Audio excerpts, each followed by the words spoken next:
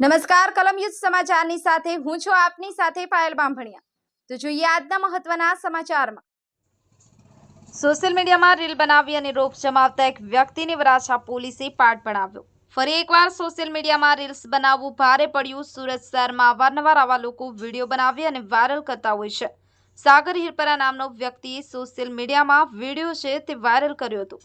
મસ્ત મોંઘી કારમાં વિડીયો બનાવી અને પોલીસની નેમ પ્લેટ રાખી હતી। ત્યારબાદ વરાછા પોલીસે આ વિડીયોની તપાસ કરી અને આ ઈસમને ઝડપી પાડ્યો છે।